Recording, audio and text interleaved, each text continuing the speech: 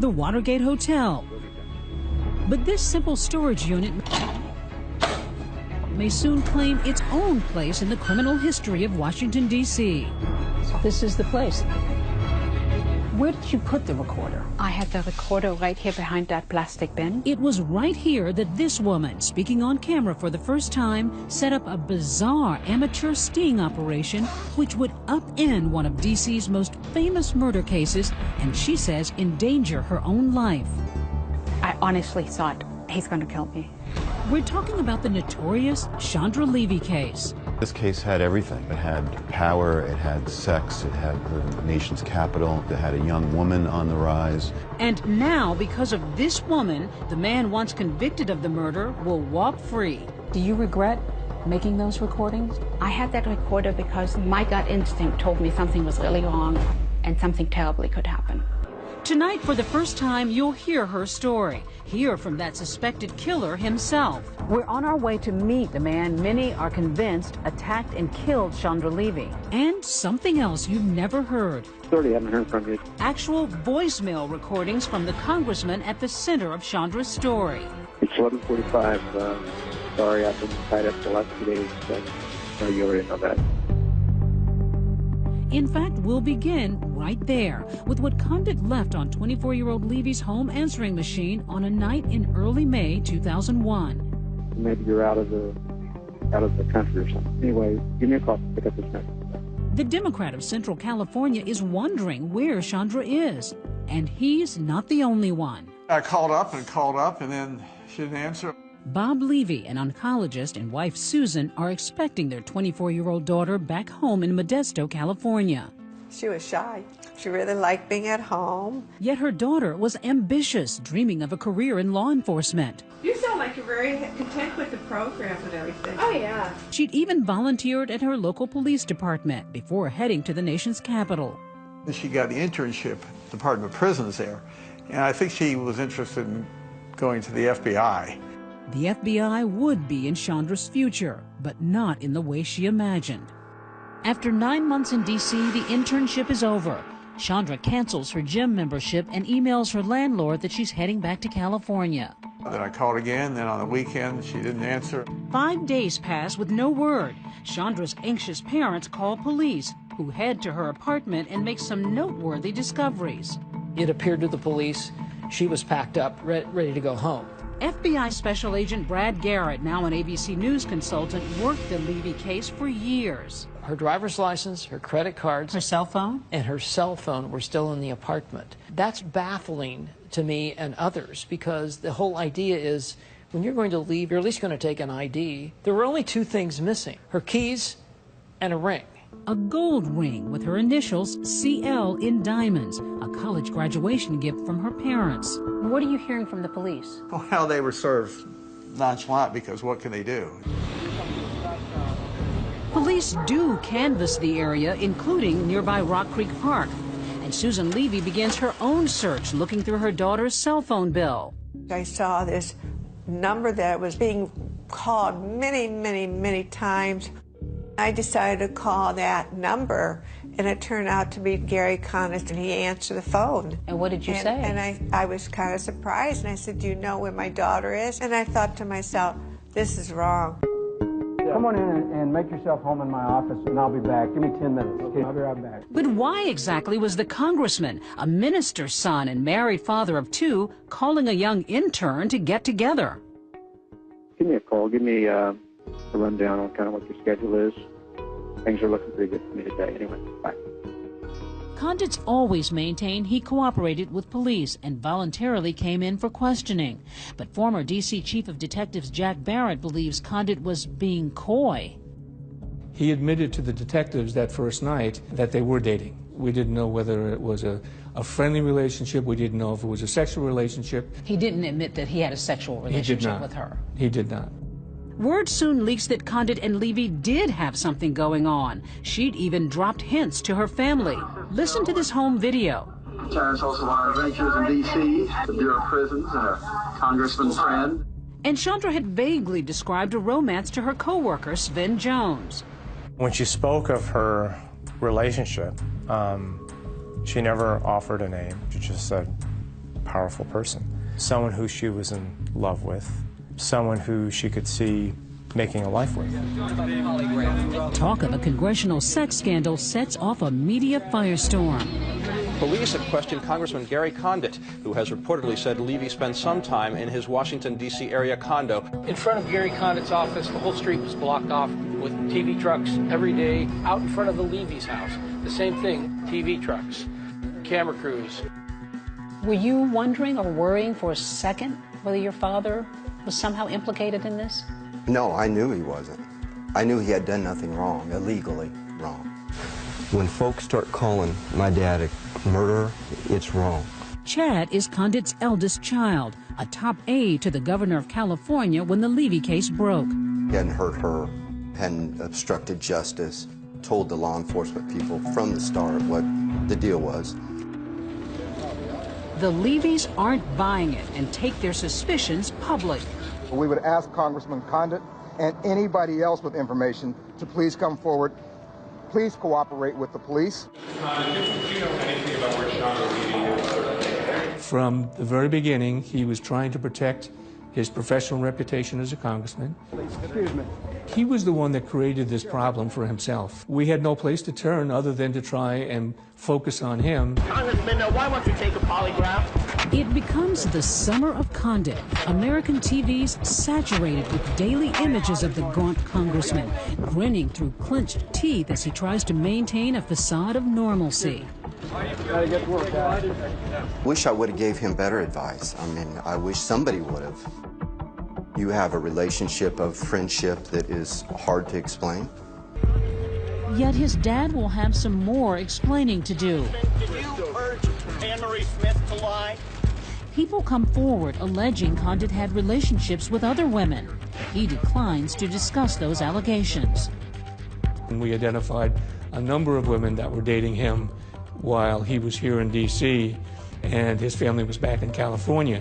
The floodgates are open. Where is Chandra? Protests call for Condit's resignation. Up next, while police aren't turning up any breaks in the case, okay, folks, we are ready to go. Condit turns up on television for a historically awkward interview on ABC.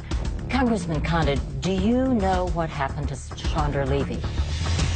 What a twisted tale already. I'm David Muir. And I'm Elizabeth Vargas. That question, what happened to Chandra Levy, was going to be front and center at an all-new trial taking place right now. But that trial was scuttled because of the stunning new information you're about to hear. An explosive new 7-hour recording that has turned a case that was solved into a mystery all over again. So join us right here tonight as we take you into Rock Creek Park, video never seen before, right from the crime scene. How you doing? It's the summer of 2001, and Gary Condit's role in the Chandra Levy case is blocking out the sun. So the pressure is mounting on Congressman Condit. The parents turn up the heat on Gary Condit. The story was a congressman with an intern. It wasn't the story about this poor girl being missing and all these families being destroyed over this. Posters of the young intern are plastered from the Potomac to Capitol Hill. Her parents determined to keep their missing daughter in the public eye. Where is Chandra? They make the rounds on television. We just want her back. But it's not easy to maintain a brave face. Help us. Help us find her. That's Dr. Levy breaking down on ABC Sacramento affiliate KXTV. Police continue grilling the congressman, trying to tamp down the speculation. The congressman was not a suspect before the meeting, he was not a suspect during the meeting, and he is not a suspect since the meeting. Yet the Levys are convinced that Condit not only committed adultery, but perhaps something much worse. I urge him, if he does have any information, please be man enough to step forward. Hoping to change the narrative, Condit agrees to a national television interview with ABC's Connie Chung. He felt as if I was interrogating him under a hot light. In many ways, I was. 24 million people watched the interview. It went a lot like this. Congressman Condit, do you know what happened to Chandra Levy? No, I do not. Did you have anything to do with her disappearance? No, I didn't. Did you kill Chandra Levy? I did not. We had a close relationship. I liked her very much. May I ask you, was it a sexual relationship? Well, Connie, I've been married for 34 years, and I've not been a perfect man, and I've made my share of mistakes. But out of respect for my family and out of a specific request from the Levy family, I think it's best that I not get into those details about Chandra Levy. Was that respect for you? I laughed about it because I thought it was so false, phony. It's just his way of weaseling out of it. It was preposterous. You just have to shake your head and say, why would he even agree to do the interview if he's not going to be forthcoming? All new Dr. Phil. Just last week, Condit gave his first interview in 14 years to Dr. Phil. Came by your condo once?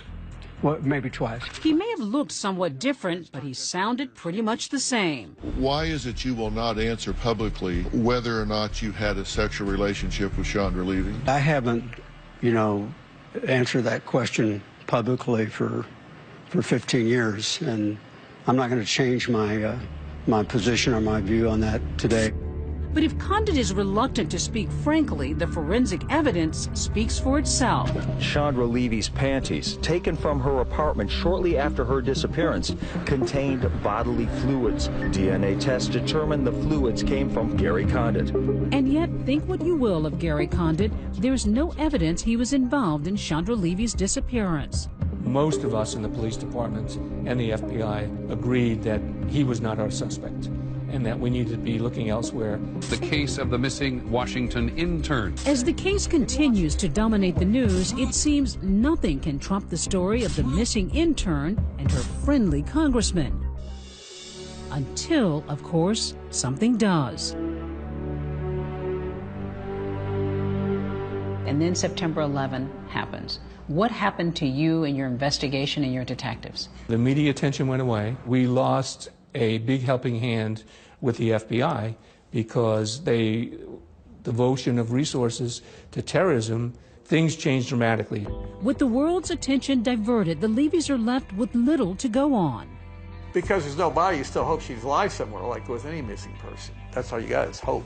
As the case loses momentum, Gary Condit lost his congressional seat. Condit loses his bid for re-election to nobody's surprise. Very difficult to win a race when you're being accused of murder. It's been a great opportunity to be in public service. Weeks later, a striking coincidence. Award-winning Washington Post reporter Sari Horowitz is revisiting the now cold case of the missing intern. I arranged a breakfast with a police official, and during the breakfast, his pager just started going off. Then a timely break that a reporter can only dream of. And when he came back, he had this stunned look on his face. And he said, "You're not going to believe this, but I just got a call, and they think they found Chandra Levy's remains in Rock Creek Park." The remains lay in a remote section of Washington's largest park, 5 miles from Chandra's apartment. Finally, they discover her body in Rock Creek Park. Huge park. Huge park. Twice as big as Central Park in New York City. The gruesome discovery made by a park regular. I was walking my dog, and I came across a human skull. This is actual crime scene video, never before seen publicly. Those are Chandra's Reebok sneakers and her jogging pants tied in knots, which will lead investigators to believe this was no accident. But no sighting of her gold ring. We cried. Yeah, I cried a lot. We screamed and cried. Yeah. You can't imagine to have your child laying out there. It seems so unfair. For detectives, the discovery brings relief, but also embarrassment. This is something that we all have to live with. There may have been DNA evidence that all that was lost because of the fact that we were unable to locate her remains during the time that we were searching the park. The remains found 79 yards off a dirt path down a sharply steep embankment. Police had searched 100 yards off all paved roads. Had they searched 100 yards off all foot trails too, they may have found Chandra's body, DNA intact, months earlier. Some people see that as evidence of ineptitude on the part of the police. Is that fair? Everybody's entitled to their opinion. Critics say it wasn't to be the only police blunder. Days after Levy's disappearance, an untrained officer tried going through her computer and accidentally corrupted the data, which would have shown Levy had researched Rock Creek Park. And on top of that, another oversight at her apartment building. What about the surveillance camera of her building? So many times people look to see who came and went in a building. Things like surveillance cameras, unless you go and initially grab them or tell the management to hold them, they erase or disappear. And unfortunately, that's what happened in this case. At least now the Levys can have a memorial and lay their beloved daughter to rest. She was a quiet but very powerful force, very smart and funny. I felt like she was going somewhere. It was just really disheartening. When we come back, police find more secrets in the park and set sights on a new man. Will there be justice for Chandra? When we get 2 attacks on women by a guy with a knife in a short distance to where Levy's body was found, that stands out like a neon sign. And for the first time, the voice of the witness who could both make and break the case. He told me he didn't know he killed her. It was an accident.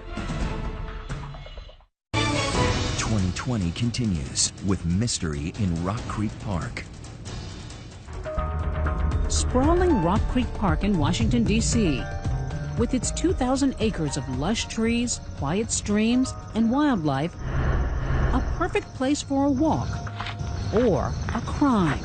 Look at how remote this is. It's quiet. There aren't any other witnesses. So this is an ideal spot for a predator to attack somebody. Yeah, this is right off the beaten path. Dr. Kim Rusmo maps murderers.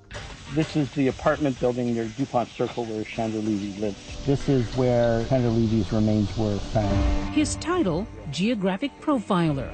His job, analyzing every location in a crime. I think she followed up the path here, and then she was attacked, and her body was found here. Decoding the patterns that can crack a case. We break a crime down to its constituent parts. So for a murder, we're going to have an encounter, the place where the offender first sees the victim. Then we're going to have the point where he first attacks her. Then we have the actual murder scene itself. Then finally, we have where the body gets disposed of.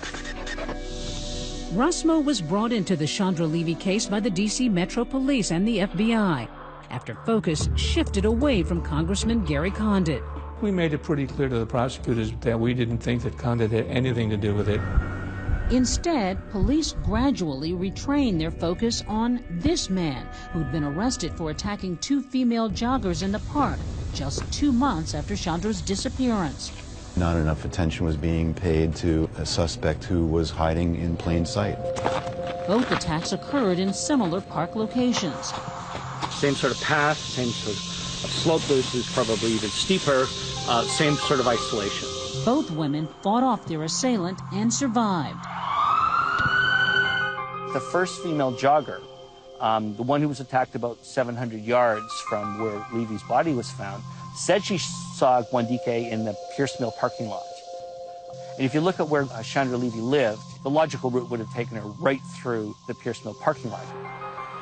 So who's the predator in the park? His name? Ingmar Gwandike, a 19-year-old undocumented construction worker from El Salvador. He had alcohol problems, he had cocaine problems.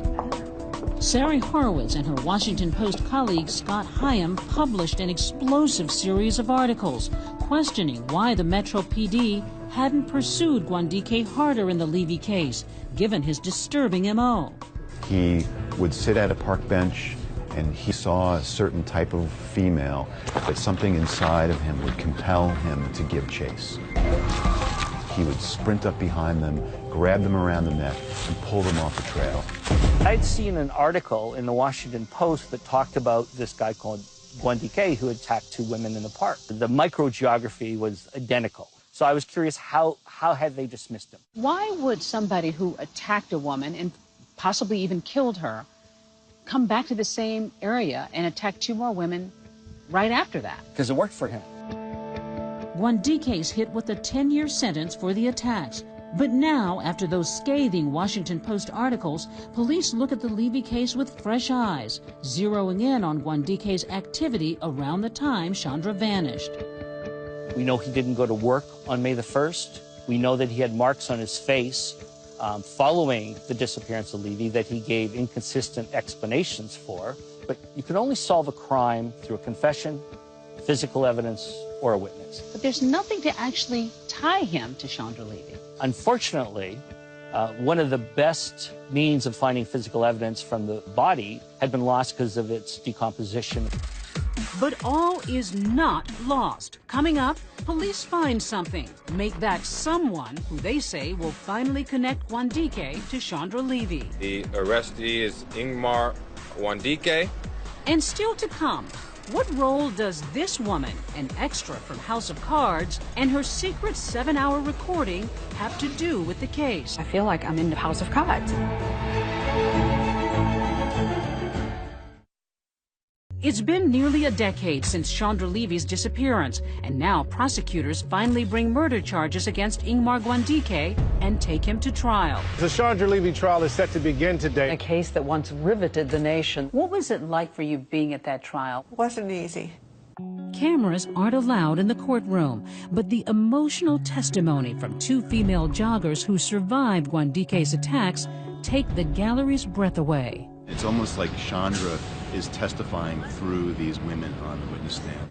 Gary Condit has been diligently avoiding the spotlight, but now finds himself right back in the middle of it. Mr. Condit, anything you want to say? Called to testify, he heads to court with a media circus in tow. I think he was kind of the elephant in the room, and they needed to demystify him. Former U.S. Attorney Tim Hapey prosecuted cases in the D.C. office. It would have been too easy if he were a silent presence for the defense to suggest directly or subtly that he was the real culprit.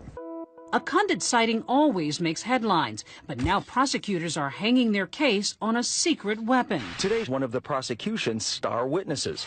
Meet Armando Morales, a California gangster with a record and tattoo to prove it. That paw print marks him as a member of the Fresno Bulldogs, a gang notorious enough to merit a documentary on the History Channel. Here's Morales' cameo. A bulldog named Armando Mousy Morales. Back in 2006, Morales and Wandike were sharing a federal prison cell for separate crimes.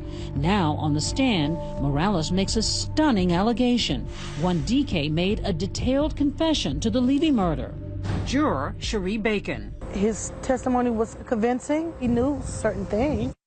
After Morales' testimony, Wandike is found guilty and sentenced to 60 years in prison. A jury convicted Ingmar Wandike on 2 counts of first-degree murder. The results of the verdict may be guilty, but I have a lifetime sentence of a lost limb missing from our family tree. One of the country's longest ongoing murder mysteries is finally over. Or is it?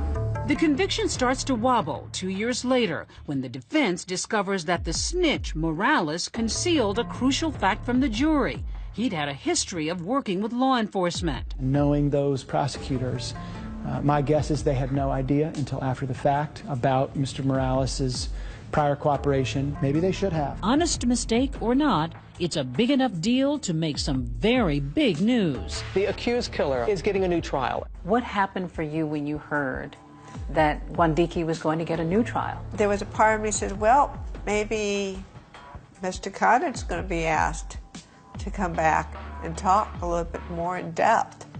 Susan's instincts are spot on. A major development in one of the biggest murder cases of the last 2 decades. The defense is pointing the finger at California Congressman. Wandike's attorneys allude to a defense straight from 50 Shades of Grey. They wanted to develop information about other relationships he had that may have involved rough sex play. It looks like Condit's sex life could be on trial, but wait.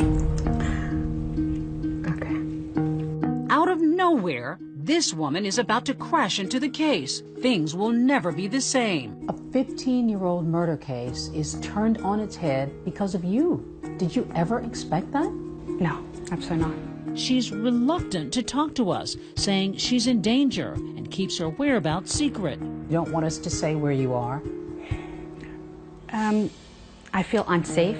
Her name? Babs Prohler, a small-time actress originally from Germany. An extra, coincidentally, in the smash political drama, House of Cards. We overcame those tensions. So how exactly did she land a role in a famous D.C. murder case? I mean, sometimes real life, I think, can be stranger than fiction. Absolutely. Her strange tale begins this past July in Annapolis, Maryland. Babs is going through rough times and staying for a while at this country inn and suite. During her stay, she crosses paths with a mysterious middle-aged man who calls himself Phoenix. He was very kind. He was very friendly.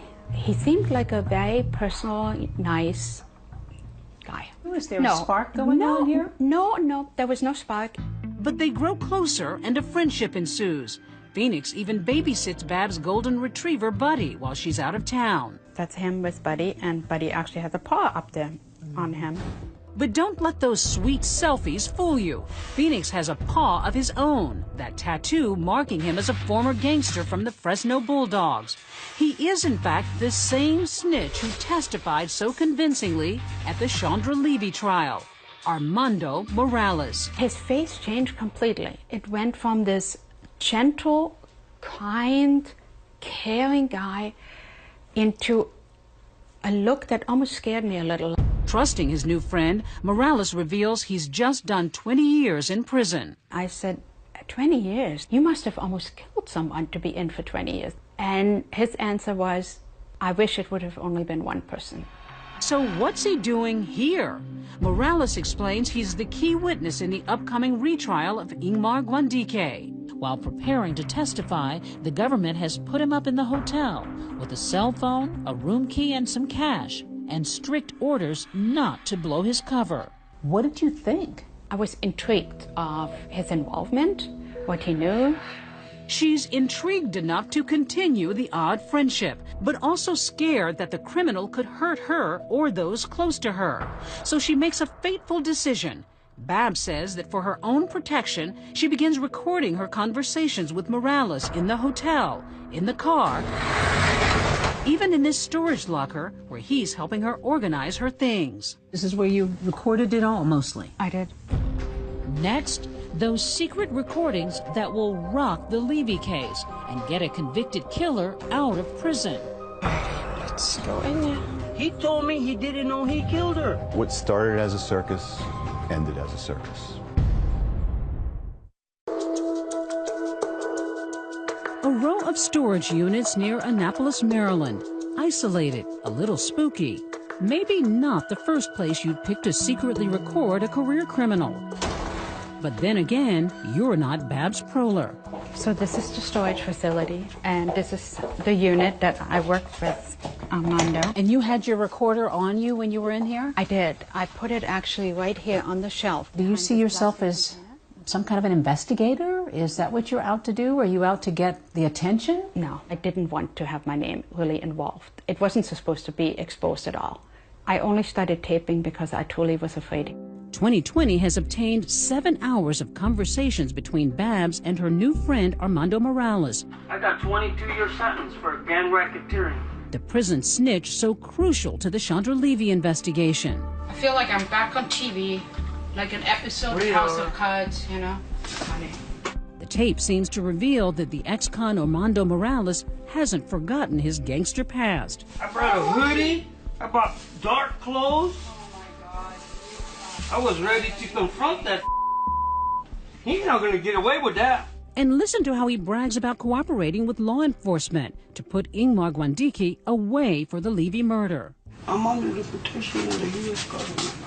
I think he was trying to impress an attractive woman. He had been in prison for 20 years. He's about to testify in one of the biggest trials in the United States, and to be talking to a stranger, it was a rookie move for a lifelong criminal. When conversation turns to the Levy case, Morales tells Babs what he told the court, that Guandike told him the crime was a robbery gone wrong. It was an accident. He didn't know he killed her. He went back. That was his area to steal and rob. Curious Babs starts probing, telling Morales she's not convinced the right guy is behind bars. Wait a minute. The dude that I testified, he committed the homicide. Are you sure? Why wouldn't I be sure? People talk. They just brag about stuff to make sure that they look good. I don't know. I can't answer that. Anytime I ask a really detailed question, he would go into, don't go there. He's got other victims. That he killed? Don't go there. There was only skeleton. Don't go there. You said he didn't mean to kill her. He locked her and... Well, no, he's in the cell with me. Do you think he's going to tell me I meant to do that? Come on. Hello? But why would he pay? She says all those evasions make the whole account seem fishy. To me, it didn't make sense. I ended up feeling like, you made this up. Why would he lie? What was in it for him? He said, I wanted protective custody. I no longer wanted to be afraid because I was always afraid. Which is exactly what Wandike's defense attorneys argued in a 114-page filing. Morales had a powerful motive to fabricate testimony, a desire for safety from enemies who want him dead. Plus, Proler says, Morales may have hoped the feds might help him dodge a murder rap of his own back in California. He said in Fresno he was involved in a gang-related murder that they're trying to pin on him, but that's being handled. Aren't you terrified hearing somebody describe how they killed people? Absolutely. Scared out of my mind. Morales might be protected by the government and Proler might be in danger. But for whatever reason, she keeps pressing record and keeps pressing Morales. Finally, she claims her persistence pays off. Morales cracks, admitting he fabricated Wandike's confession. And then he says, you know what? The prosecutors wanted me to lie. They knew they had the right guy. They just needed somebody to say it. He said that to you? Yes. And you had that on a recording? Of course, we wanted to hear that part of the recording, but get this, after repeatedly assuring us it exists, Proler has not produced it. Prosecutors have categorically denied what they call baseless allegations. Some people would say you have credibility issues.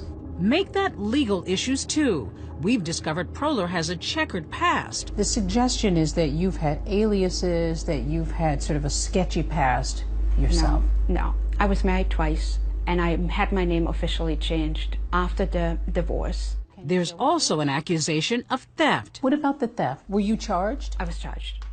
Enough to earn her 3 years probation. Some would say you're a scam artist.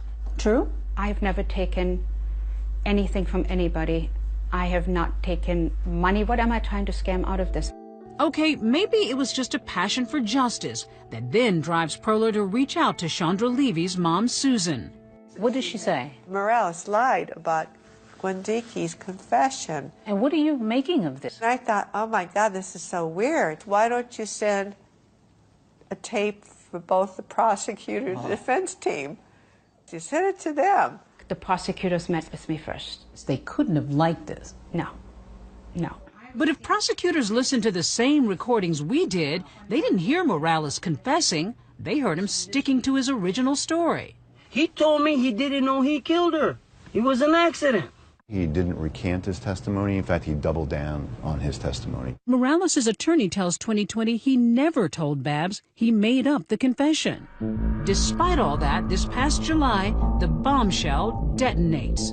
There is a stunning turn tonight. Prosecutors suddenly dropping murder charges. The U.S. Attorney's Office drops the case, releasing a tersely worded statement. The office has concluded it can no longer prove the murder case against Mr. Wandike beyond a reasonable doubt. The multi-million-dollar question, why would they drop the Chandra Levy case? Clearly something occurred which probably eliminated Morales as a witness. On those tapes, he brags a lot about his thug life and his life as a criminal. Oh, they send some people to shoot up all the car dealers' businesses. It's a defense attorney's dream come true. It would be a subject of cross-examination, and the calculus could have been, there's just too much baggage for this witness, too many things that he has said and done. Whatever Proler's true intentions, the Chandra Levy case is now in shambles. It fell apart because of this woman tampered with the witness. Why did she do that? What was her motive? I felt guilty.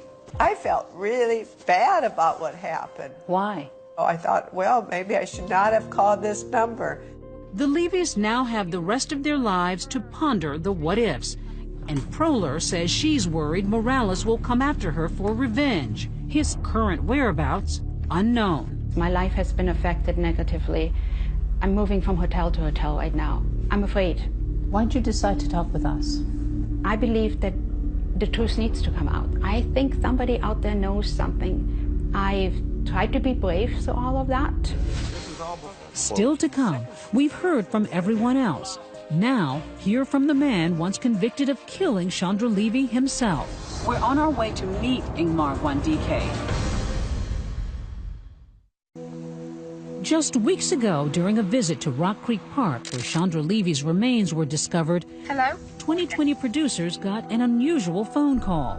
Un residente en Farmville Detention Center. Sí, hola, Ingmar.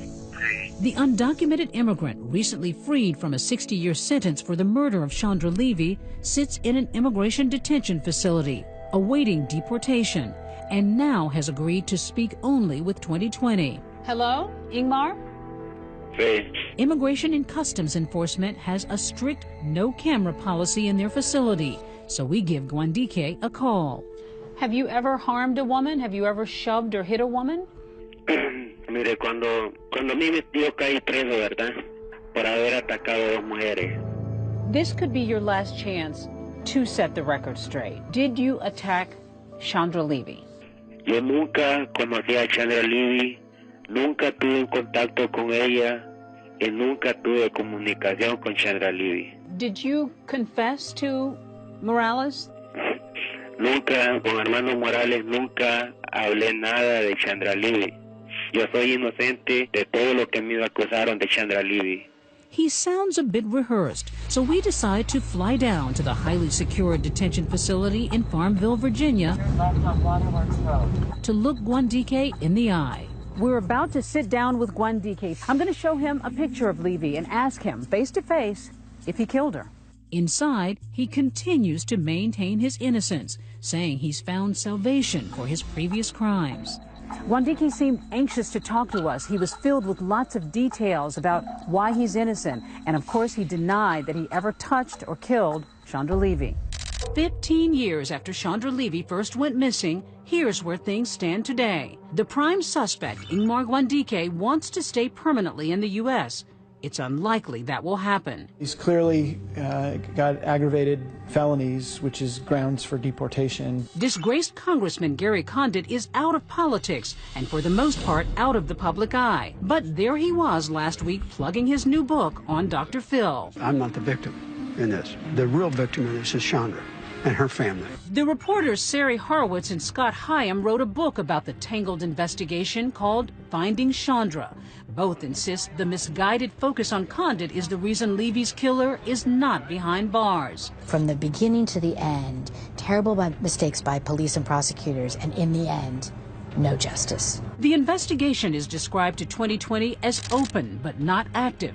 The last hope could hang on that precious golden clue. Her ring is still missing. Wandike may have sold it or gave it to somebody. You know, hopefully they'll watch this program and let the police know. Whoever has that ring knows something about her disappearance and murder. Finally, Chandra's parents, deprived of their daughter, deprived of justice, find some comfort in spiritual hopes. Happy birthday, love, Uncle Tom. Are you preparing for the possibility that you may never know what happened to your daughter? One day I would be with our daughter, and whether we'll get an answer from God or not, I don't know. We'll find out then. And then maybe what Sean would have said is, what difference does it all make? And despite our request, Gary Condit declined to speak to 2020, his attorney reiterating that he was completely exonerated. And with no new evidence, it is unlikely Wandike will be tried again. After tonight, do you think he had any role in the murder? Let us know on Facebook and on Twitter. Use the hashtag ABC2020. And of course, join us next Tuesday night for our election coverage. America saying, finally, it's here. I'm David Muir. And I'm Elizabeth Vargas. For all of us here at ABC News in 2020, good night and have a great weekend. Her name is Babs Proler, a small-time actress. That's her on the right behind Kevin Spacey on House of Cards. Babs agreed to tell 2020 her story. Aren't you terrified hearing somebody describe how they killed people? Absolutely. Scared out of my mind. 2020 has obtained 7 hours of conversations between Babs and her new friend Armando Morales, I did my time. the prison snitch so crucial to the Chandra Levy investigation. You said he didn't mean to kill her, he robbed her and... Well, no, he's in the cell with me. Do you think he's going to tell me I meant to do that? Come on. Hello? But why would he say? I think it was absolutely my tapes that blew it out of the water. This simple storage unit doesn't look like much. This is the place. But it was right here that this mystery woman sprang a bizarre sting operation that would blow the doors off one of the biggest scandals our nation's capital's ever seen.